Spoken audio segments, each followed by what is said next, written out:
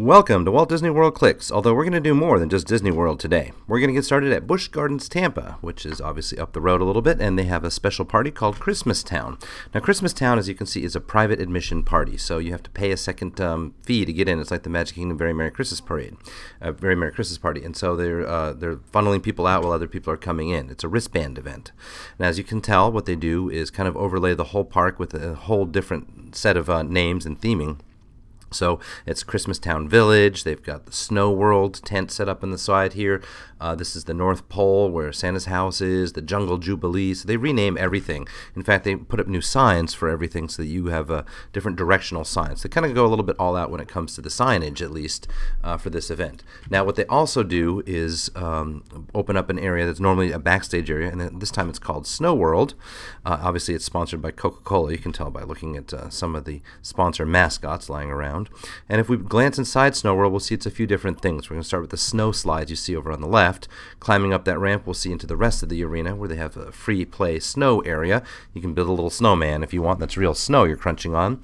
And then they have these slides with these defined pathways for you to go down. You're on an inner tube, obviously, and then this lip at the end where you really get quite airborne. It's kind of an amazing thing that they have this available for you to do. It's included with the price of admission. And then you have a throwball snowing area, so a snowball throwing area where they give you some snow, and then you can form it into a snowball and try to aim at certain targets. Now, with this, as well as a couple of other events, and so I'm thinking here specifically of the Meet Santa, they were using a pager system, like restaurant pager systems, and they have a little map there showing you how far you can go away before you get called. So that was an interesting little neat thing to do for the private parties. Obviously, they're selling the photos of these slides. You can see the pricing there, and they have a kind of PhotoPass type card set up for that as well.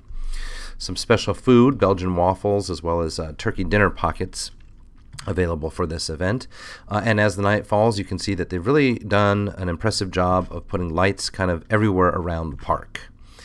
This is the Morocco Theater. We'll be back here later for the ice show. Right now we're just kind of touring around the park to see what the different decorations look like. Now, that was called Penguin Area because, in fact, they do have penguins here in what is normally an otter zone. And so you can see some of the penguins, not necessarily that close up, but you can get a view of them. There were several areas like this in the park. This is the North Pole area where they've really just done a great job of decorating all around you. So it's very 360 degrees when you're there. The trees are soaring over you. The train going by has decorations. In fact, the train has carolers on it as well. So they're singing to you as you move around the train. And we're here to go see Santa's house. Now, this is where one of the haunted houses is normally. Last year it was the 3D maze with the clowns. But they've obviously redone everything for Christmas. And so you go into Santa's house. And after the first room, you come by the elves playing a little games with you, I guess, and then into the kitchen where Mrs. Claus will give you some fresh-baked cookies. And so this is included with the price, so there's your free snack. And then you go down the hallway toward one of several different rooms. So obviously it looks like they've got more than one Santa set up. And then you meet Santa himself, and you can take pictures with him. The kids can meet him, and then afterwards they'll try to sell you those pictures too.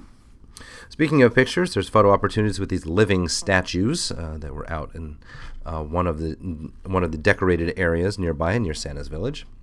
And they're playing a Carol of the Bells kind of dancing lights over here at the African Colony House. So obviously it's hard to capture that with photographs, but not only are there laser effects, but various types of lights around the complex will light up and dance with the music. So here's that ice skating show we were talking about, Angels of Peace it's called, and so it's got the usual things. So you've got some gymnasts doing some death-defying things. In this case, you've got a very young performer as well out on the ice. And it ends with the requisite birds flying out into the audience. So it's an interesting show. Now, since this is an evening party, you get to do some things you don't normally get to do, like take the Skyway at night. This is a view of that Penguin area and North Pole area, and the Santa areas in the back there. So you can see how well lit up it is.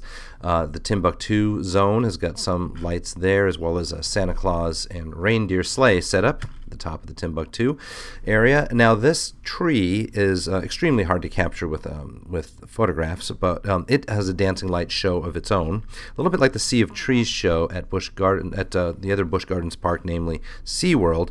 This is just the one tree, much larger as you can tell. So here's a full-grown adult, and that's how large this tree is. And it dances in many interesting ways through this one tree.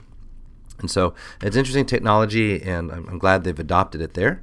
They do have soap bubble technology for fake snowing, as well as this, which seemed new to me. I've never seen this anywhere before. If you were to get close to these, what you would see is a bunch of green stars kind of fading into and out of existence there. It was kind of a almost crystal ball effect happening with these particular bulbs.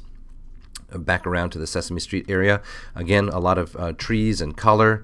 They theme the colors whenever they can. So in the Flamingo area, all the lights are pink.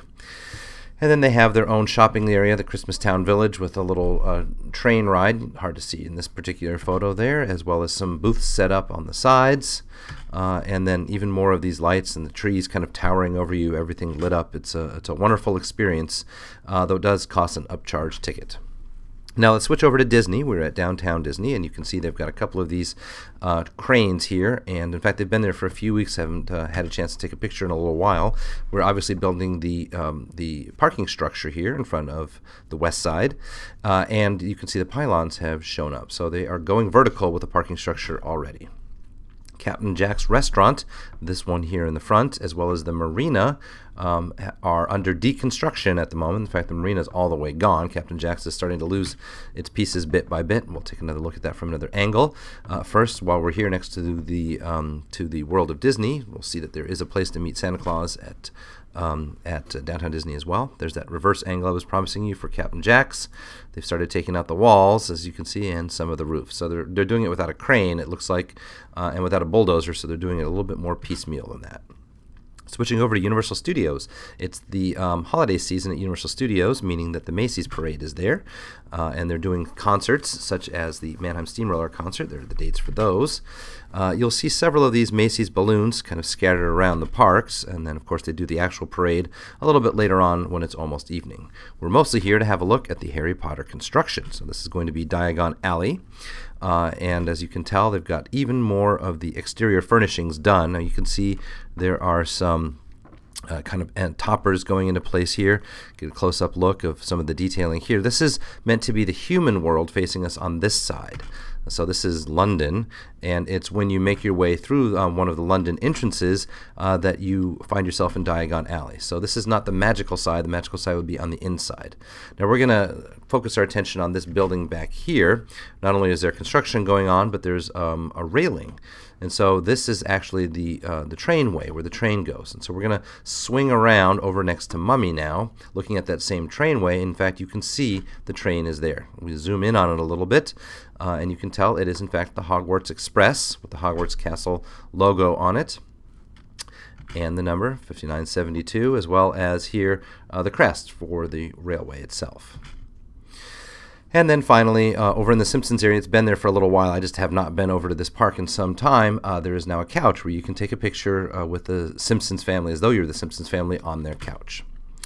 Okay, where in Walt Disney World was this? I'll remind you of last week's challenge, which was this. Zooming in on it slightly. And I got a number of guesses saying Tortuga Tavern, which was not correct. I don't think anyone actually got this one. The clue was in this wording here, which is part of Sanulo Toran fries.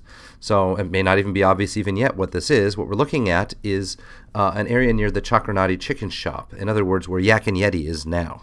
So they have preserved some of this. Look for it the next time you're there. Some of this fencing is still there in the Yak and Yeti outside dining area. But this used to be a McDonald's French fry stand right in this little corner here. All right, and here's your next one. Where in Walt Disney World was this? Leave your comments in the section below, and we'll see you next week if you're right. That does it for us this time. Thanks as always for your attention. We'll catch you next week.